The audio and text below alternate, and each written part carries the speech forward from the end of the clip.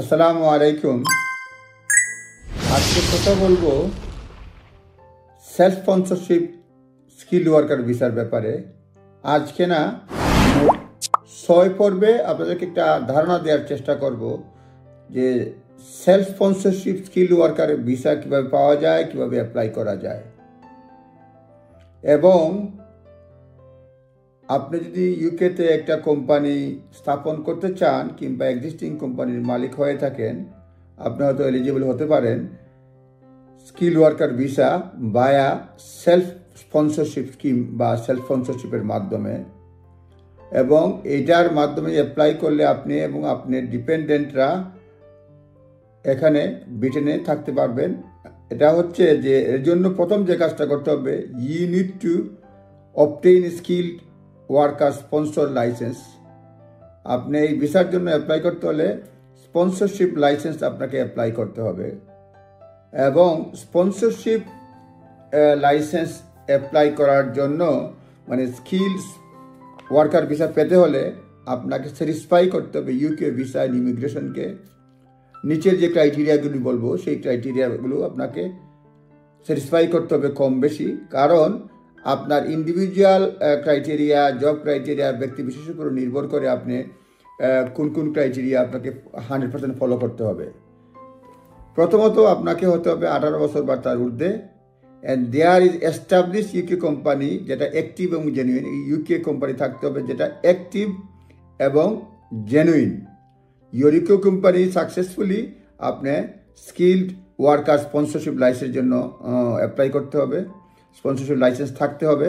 আমি পরবর্তী পর্বে কীভাবে মানে সাকসেসফুলি অ্যাপ্লাই করা যায় সে ব্যাপারে পরবর্তী ভিডিওতে বলবো, অর্থাৎ 6টা ভিডিওর একটা ভিডিওতে থাকবে, মোট 6টা ভিডিওতে বলার চেষ্টা করব। প্রথমে হতে হবে you are 18 or over, establish UK company যেটা জেনুইন এবং অ্যাক্টিভ। আপনাকে স্পন্সরশিপ লাইসেন্সের জন্য অ্যাপ্লাই করতে হবে। কোম্পানি এই সার্টিফিকেট অফ স্পন্সরশিপ আপনার জবের জন্য যে জবে অ্যাপ্লাই করবেন সেটা জন্য অ্যাসাইন করতে হবে। এবং যে জবটা মানে যে জবটা করেন প্রথমত আপনাকে কোম্পানির লাইসেন্স আনতে হবে, অ্যাসাইন মানে তারপরে ওয়ার্ক পারমিটটা স্পন্সর করতে হবে, অ্যাসাইন করতে হবে সার্টিফিকেট অফ স্পন্সরশিপ। তারপরে জব অফারটা জেনুইন হতে হবে, জেনুইন ভ্যাকেন্সি থাকতে হবে। কোম্পানি যেটা আগে বলছিলাম অ্যাক্টিভ এবং জেনুইন, এবং জব অফারটাও জেনুইন ভ্যাকেন্সি থাকতে হবে। এবং অ্যাপ্রোপ্রিয়েট স্কিল লেভেলের জব থাকতে হবে। অ্যাপ্রোপ্রিয়েট স্কিল লেভেল যে কোনো জব হলে হবে না, দি জব এটা অ্যাপ্রোপ্রিয়েট স্কিল লেভেলে থাকতে হবে।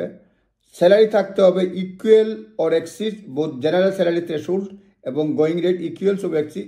এবং এটা হতে হবে আপনার অকুপেশন কোডের যে মানে জবটা যে কোডের জন্য যেটা প্রযোজ্য সেটা হতে হবে আপনার অ্যাপ্রোপ্রিয়েট হতে হবে, এবং জেনারেল থ্রেশহোল্ড এবং গোয়িং রেট এগুলির ঊর্ধ্বে হতে ইকুয়াল বা বেশি হতে হবে।